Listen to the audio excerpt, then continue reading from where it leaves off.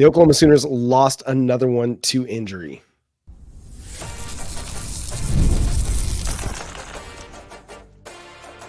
You are Locked On Sooners, your daily podcast on the Oklahoma Sooners. Part of the Locked On Podcast Network, your team every day. What's up, Sooner Nation? Welcome to Locked On Sooners, and thank you for making Locked On Sooners your first listen every single day. Shout out to all the everydayers out there. Today's episode is brought to you by 5-Hour Energy. Go to 5hourenergy.com and use promo code LOCKEDONCFB to receive 20% off your order over at 5hourenergy.com. He's Jay Smith. I'm John Williams. The Oklahoma Sooners got some more bad news along the offensive line, as Brent Venables revealed in the Rudy's Coaches Show that Geirean Hatchett is out for the season after having surgery for a torn biceps. Now, this is a dude that came to Oklahoma a little bit dinged up, banged up. They were hoping just some time off and some physical therapy and rehab and all that would get him right. Well, it didn't really look all that right for him from a health standpoint in week one against Temple, Jay. No, John, it didn't. And unfortunately, as he played more and more, you could tell that that left arm was just not giving him the force that he needed to be, successful, right? He was stepped in as center because we lost Branson Hickman in the first game, and you kind of noticed something was off. Anytime anybody went over his left arm, it just didn't look right. And so, yeah, now he's officially, having surgery and done for the year. Feel bad for him. I mean, he transferred because he wanted an opportunity to come out there and do something big. And we were, it was perfect, right? We needed some offensive line help so he can come in and rotate in, play guard, play center. He could do a few things, and he just never was able to get back to 100%. And now he's officially done. And so we're back scrambling once again on the offensive line.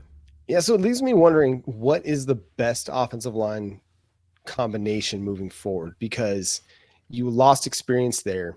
Their center position, as much as I love Josh Bates as a guy, and he may not be quite ready to be the full-time center yet. You hope Branson Hickman is back and ready to go this week for Tulane.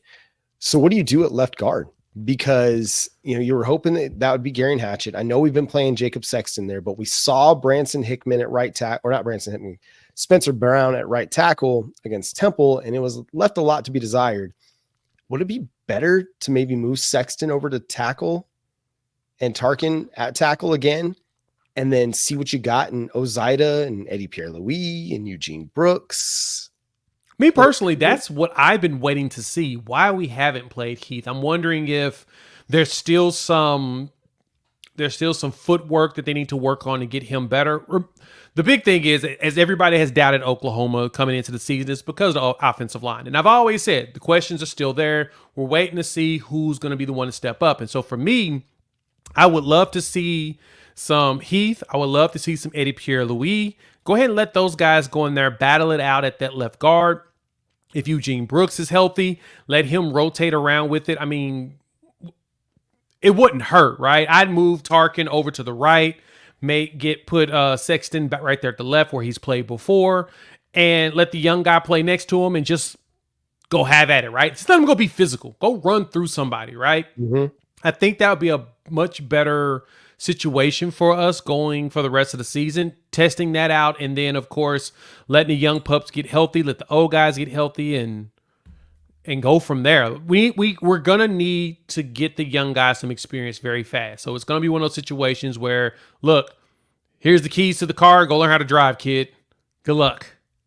Yeah, Stevie Rowland from the Locked On Sooners Insider Program, he said the same thing. He said, listen, if we're going to play our young guys, like really play them with all the injuries along the offensive line, got to get those young guys some experience, got to get them developed. And I think that's true. I think with what you're dealing with on the depth chart, man, there's no time like the present to see what you have early in his career in an Eddie Pierre-Louis. Brent Venables mentioned, coming out of fall camp, that if he would have gotten to Oklahoma in the spring, he would probably be a starter. So there must not be that drastic of a learning curve for him. So let's get him up to speed and let's get going, because you need this guy right now. Yeah, and I understand that the learning curve is still going to be there for the most part, but just let him go and figure it out. I mean, he's physical enough, and we know it, right? He's got some speed. Right, exactly. Experience is going to be the best. It's going to be the best teacher now. If anything, we would just go ahead and do it. At this point, what do you have to lose? No. Right? You've already got the fan base ticked off, right? Everybody's mad. We've got fans in the comment section already losing their minds. Our pets' heads are falling off. Everything is falling apart for us right now. So what we need to do is we need to throw a wrench right back at life and this situation. We're going to take those lemons, make some lemonade for a change, and just throw some dudes out there, right? Yeah. I'm hoping we get some healthy guys. I think Isaiah Autry-Dent, he didn't suit up last game. Hopefully he suits up this game and we get to see a little bit of him. Like you said, Branson Hickman, I know Troy Everett should be back sometime soon. So you get him back. That's going to be a plus because then that gives you, two centers along with Josh Bates that can play. Heck, throw Josh Iasosa out there, right? Just let him go run somebody up. All I want is a bunch of dudes on the line that want to run people over. Give me that, John, and I'm going to be satisfied. And I think the fan base would be too, as long as we see people hit somebody. That's all they want. Right. And, I think you're right on point with the what do we have to lose situation because you're not getting anything on the ground in the ground game right now. So you got to try something different, either with your running scheme, which we're going to talk about, moving forward in the second segment, how to fix the offense. But just a personnel standpoint, listen, Sexton is a good offensive lineman, but he's a tackle. Like he is a legit tackle. Can he play guard? Probably. But you'd be better served probably having him and Tarkin as your bookend tackles and then just figuring it out at guard with Ozaida and EPL. If you have to rotate those two dudes through the game, just to get through the game, fine. But listen, it did not take long into the season until Caden Green became a starter, an everyday starter for this team. So let's just kind of fast forward that a little bit and let's see if we can get him up to speed this week for Tulane. And I mean, if not, let me see what Heath Ozaida's got because he stood out in fall camp according to everybody, right? Yeah. He was one of the hot names in fall camp or in spring ball. And then it's like all of a sudden he wasn't one of their first five. So it's interesting to me. And I get like the offensive line, you're wanting guys with experience and you want them to prove it in practice and stuff like that. But the guys that they're going up against in practice are really, really good too. And if you give EPL some first team reps against Dominic Williams and Jaden Jackson and David Stone and all that, that's only going to make him better. So let's get that going now so that by the time we get to Tennessee, he's got a lot more experience with the first team offensive line and he has a better understanding of what he needs to do to be effective. Yeah, your biggest fear going up against Tennessee is going to be that edge, right? You got James Pierce Jr. out there terrifying everybody. And look, you may as well line up either Tarkin or Sexton and tell both of them, look, guys, just be prepared for this dude to go low and you better start pushing. Get low, get your footwork together, be prepared, make sure you got a good punch, keep him away from Jackson Arnold, or if anything, just keep scheming to throw any pass play to go the opposite direction of him or run it right ahead his face, right? Now, I know the defensive tackles there at Tennessee are pretty solid too, not to overlook Tulane because they've got a pretty decent set of defensive linemen. But for us, the big thing is we're going to need to make sure that we stay on the field for as long as possible playing against them because the way that Summerall's offense is set there, and we'll go through a full preview of Tulane, they're going to try to hang on to the ball as long as possible. They're going to want to run the clock out. And I know this is the weird thing for you Sooner fans, hearing the idea of us doing, game control and holding the clock. We won't be able to do that until we convert on third down, but I digress. Let's focus on getting these young players some reps and just say, figure it out, guys. We know Beatonbow knows. I know Beatonbow has his reservations with certain players. He's trying to avoid putting people in bad situations. But at this point, bro, we trust you. So we trust that you know what you're doing. Just throw them out there and just tell them what to do verbally, and hopefully they follow through. Yeah, a little sink or swim sometimes goes in a great direction. Again, experience can sometimes be the best teacher, and a lot of people learn best by doing. And who knows if these cats would really take to it game one, but you got to find out. And you got to find out fast.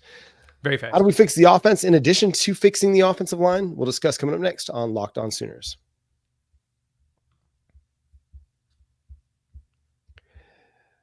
Hey, Locked On Sooner fans. I want to take a moment to give you a heads up on a brand new mobile game that I think you're going to love as much as I do. That's Ultimate College Football HC. It's in this amazing game. and simulation, you get to step into the shoes of a head coach and lead your college football program to glory. Can you imagine actually being the head coach of the Oklahoma Sooners? Maybe right now you wish you were the head coach of the Oklahoma Sooners and you'd love to make a lot of changes.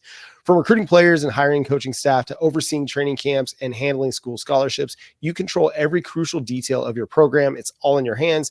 Will you be able to handle the pressure? And here's what I really love about the game. You are responsible for calling offensive plays during the game. Your strategy will not only determine the success of your football season, but will shape the future and legacy of your program. Ultimate College Football HC is completely free, has no ads, and is 100% playable offline. You can play on the go as you want and when you want to. And of course, we have a special offer for our Locked On Sooners fans. Use the promo code LOCKEDONCFB, all caps, inside the game store to receive a free boost to your program. Make sure to take advantage of this perk as it will get your team off to a strong start. To download the game, just visit ultimate-cfb.com or look it up on the app stores. Ultimate College Football HC. Begin your coaching legacy today. All right, Jay. So in addition to fixing the offensive line or finding 5 guys that you feel really, really good about, getting Nick Anderson and Andrell Anthony healthy and up and running, what do you think Oklahoma could do to improve its offensive efficiency? Honestly, the bigger thing that I feel like we could really do is, at this point, I mentioned it before, Seth Luttrell needs to be the quarterback of this team. Look at it the way that the NFL does it, right? One thing that I've seen, I've actually heard some players and coaches mention this before, that the offensive coordinators or the head coaches, who's the guy that's running the offense, like a Kyle Shanahan, a Sean McVay, etc., they've always set up the offense in certain plays to where it's very easy for the quarterback, as in it's a designated, you hike it, you look this direction, and you throw this direction because this guy's most likely going to be open. That is your play. Basically making it to where the quarterback doesn't have to think as much sometimes, right? As they're trying to evaluate what the defensive sets are going to be and the way that the teams switch things up. They give them plays that are basically scripted, and this is what you're going to do. We need to fully go all in on that with Jackson Arnold for now. We need to get his confidence up. And I'm telling y'all that because, yes, it would sound cool to have some packages with Michael Hawkins. I think that will be helpful as well. But I promise you this, I do not see a situation where if you bench your quarterback, bring in a freshman who's never started the collegiate level, so basically just starting back over what we were dealing with before, and thinking that with the way this offensive line has shifted so much that he's going to be successful instantly. Remember, Jackson Arnold has 3 starts in his career, right, John? He has 4 centers that he's dealt with. 7 different conversions of the offensive line he's gone through, but he's had 4 different centers in three starts. That's a lot. You really think about it, right? When George Stoya from Sooner Scoop posted it, I'm just like, wait, how do you mathematically? Oh yeah, the injury that happened in the week 1, and you still got 2 centers that made 2 centers down because Everett was 1, and yeah, he's gone through a lot of centers already. Right. We have just been bitten by the injury bug. And I told you, attrition is one key thing. But John, when I look at that, scripted plays, not just the scripted plays we saw that were vanilla, actually telling them where to go every single time, I think that would help. What do you think we need to do offensively to, I guess, fix this massive problem that we have? Yeah, I think if you can make some things simple, I think they go a long way. And I'm not talking about the Deion Burks coming across the backside of the formation and pitching it to him to try and get some easy yardage. No, let's not do that on 1st and 10 on the first play of the game and lose 6 yards. Please not. Kind of do what they did for Donovan Smith. You don't have an offensive line that's capable of creating a lot of, push in the run game. Try to get some cheap and easy yards. I think they were getting some of that going with Deion Burks in the passing game, a lot of the short passing options that they were doing. And I think that really helped. But you kind of need to do more of that, I guess. And you need to do, as much as I hate the wide receiver screen a lot of times, use Brendan Thompson's speed, use Deion Burke's speed, get him on those bubbles and those tunnel screens, and see if you can get some chunk and easy yardage as an extension of the running game. Use more draw plays. Listen, I don't want to run Jackson Arnold to death, but the quarterback power, the quarterback draw is an effective part of this offense. So let's use it more. Let's use it more than just a 3rd and 11 situation. If you, I don't want there to be, 4th and 1 and you're always leaning on Jackson Arnold to run the Jack Dozer package or whatever. But in spots, it can be more effective, and you can use that to your advantage. And then you can play off of that. You can use, fake quarterback power and then hit Bauer Sharp or Jake Roberts coming over the top a little bit. You can, sequence your plays where you're building off that, use more play action, get the ball out faster on not just RPOs, but just some designed quick slants, things like that, where he's not like on the third, I think it was like a 3rd and 10 play. He threw a quick slant to Deion Burks and, only picked up like 5 or 6 yards. Do that on first down, like throw that quick slant on first down and get those quick 5 or 6 yards and set yourself up for a better second down. If the run game is not going to be more effective, then use the quick passing game, go back to that air raid style of passing where you're just dinking and dunking all down the field. And then eventually you pull people in, and then you can hit them over the top with a few things. So the other thing I would mention, and then I'll let you touch on this, is use more 2 tight end sets, use more 3 tight end sets. You got injuries to your wide receiver group. Utilize Jake Roberts, utilize Bauer Sharp, get Cade McIntyre and Caden Helms in the game a lot more, and just be heavy, run heavier packages as you wait for your wide receiver room to get more healthy. Right. And I know that we're running basically a modified version of Jeff Lebby's offense. And the reason why we're running a modified version of Jeff Lebby's offense is because this is the similar version of offense that Jackson Arnold ran when he was at Denton Geyer. So look at it this way. The guy that system that Jackson Arnold ran for 2 to 3 years in high school, he's basically running a similar system right now. Different terminology, but right now. The big problem is that it looks like he's trying to be out there. We said before last show, he's trying to be perfect. So he's trying to find the player when they're wide open without realizing at the collegiate level, you still got to throw dudes open. Yep. You're not going against fully inferior talent. Yes, Temple was bad. Houston was bad. They're both also Division I programs with kids that were considered in the top 1% of their high school. So they're still playing with good players that may not be Oklahoma good or Clemson or Georgia or Alabama, right? Or Ohio State, etc. But they're still good teams, right? They're not Penn State good, but they're good. So you still need to actually recognize how you got to throw the ball on them. Same thing with the Houston players. And now, especially with Tulane, because Tulane be pulling in some players from Louisiana.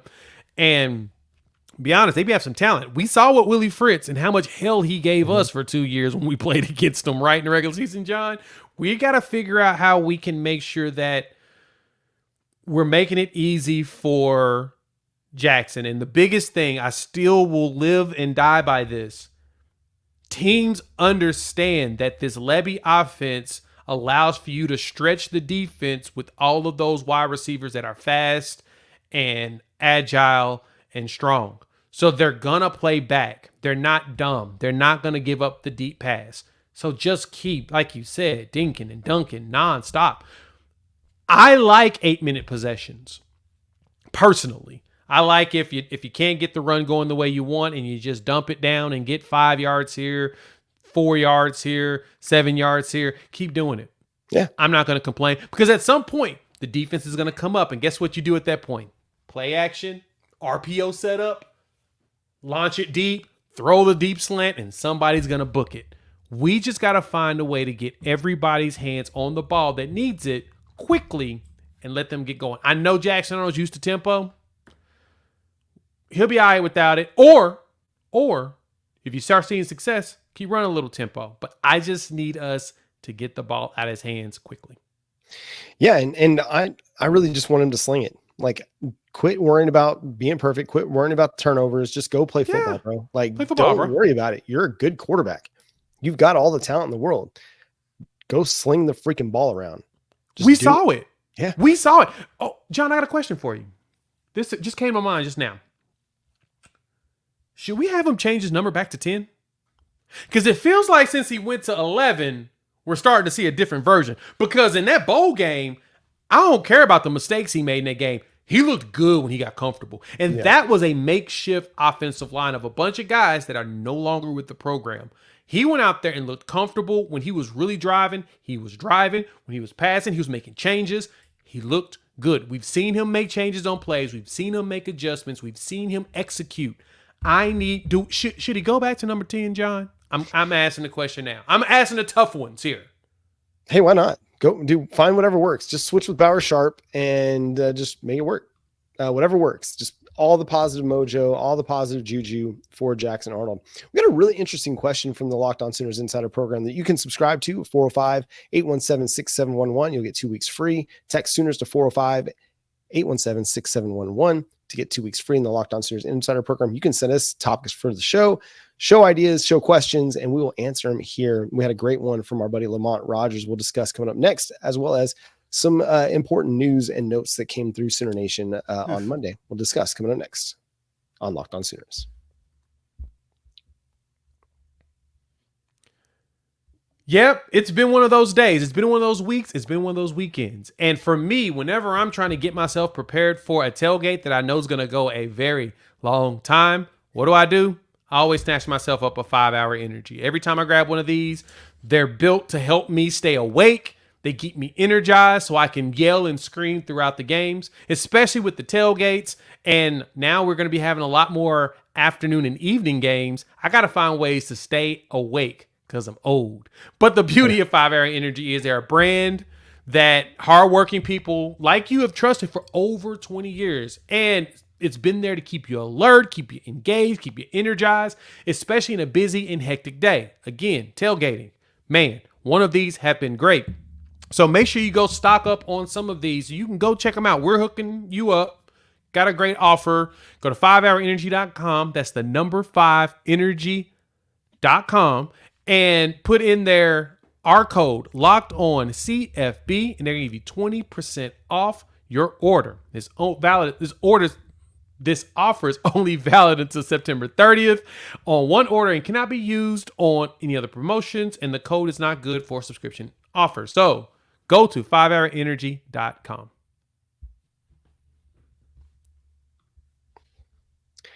So Lamont Rogers, one of our subscribers in the Locked On Sooners Insider program, again, 405-817-6711, asked the question, is it time to move Jacobe Johnson over to Emmett Jones's room? Standout 4-star athlete that made a lot of plays for Mustang on the wide receiver for Mustang. Look, we knew that last year, the conversation and jokes that went around, especially from like Jay Valai, how they were fighting with Emmett Jones for Jacobe Johnson in the room, and they won out to get him at corner because the wide receiver room was stacked. And John, you make a good point. Lamont, great question, because at this point we're dealing with nothing but injuries in the wide receiver room, right? The safety net that Jackson Arnold was going into the season with has now gone down by 4 players, right? You don't got Nick yet. You don't have Andrew Anthony, which they both should be coming back very soon. Jalil Farouk goes out with the injury, and Jaden Gibson goes out with the injury. So you lose 4 critical players with all the experience, and now we're starting over from scratch all the way. It's not just first-time offensive line and a first-time quarterback and a first-time OC and first-time tight ends. You're talking about first-time wide receivers too. So much change there. I would not mind seeing a Jacobe Johnson over there if we need additional bodies. I know that we're nicked up and dinged up. I guess wonder. The question is, did we hit too hard in fall camp and spring camp? Were we beating each other up? Because I know that the goal is to be the most physical team out there when we play. But there's always collateral damage when you're too physical out there on the football field. But John, I like the idea. What about you? Yeah, man, I like it. If Oklahoma needs some more size on the outside, which I think they do, I don't think you can get through a whole season with guys that are 5'10" and under at wide receiver and expect to be effective, especially when you want to run wide zone concepts in your running game. Yeah. Man, Jacobe Johnson's got a ton of athleticism. He's a go up and get the ball kind of a guy. So I am intrigued by the idea. Let him moonlight a little bit in the wide receiver room. Let him get some reps in practice, see what you got there, and see if he can contribute, because you do need, listen, he's not an experienced wide receiver piece at the collegiate level, but he's an experienced collegiate player. He's been in the program now more than a year. So He does have more experience than a Zion Raggins and a Zion Kearney and an Ivan Carrion, which are all guys that should be really good players down the road, but may not be quite ready yet. But you've got a Jacobe Johnson who, he hasn't fully taken on a role at cornerback yet. So if you do want to moonlight him on both sides of the ball, now's kind of a good time because you're not relying on him for 60 snaps a game at corner. Create a few packages and concepts that get him on the field for 10 snaps a game at wide receiver and see what he's got for you, man. Like, I think there's some potential there. Another big news story. Oklahoma will play its third primetime game in 4 weeks when they host the Tennessee Volunteers on Saturday, September 21. I was shocked when we got another primetime one, but again, Papa Sankey coming through big time with the Oklahoma Sooners in their inaugural SEC game. Papa Sankey is so hilarious, but hey, no, that's true, man. We're getting the hookup on this, and honestly, if we do enough in all of our games, I anticipate majority of our home SEC games to be at night. Like, it's the perfect scenario, right? You're bringing Bama to town. You've got, Tennessee. South Carolina's probably going to be the afternoon game, which I'm fine with. I mean, heck, I'll take South Carolina for like an 11 or 12 o'clock kick. I wouldn't even complain about that. Like, that'd be the one time you wouldn't hear me complain. That's one game I don't mind. Yeah. It's fine for it to be early, but I want Dylan Stewart as sluggish as possible. Right. I don't need him to be energized or excited.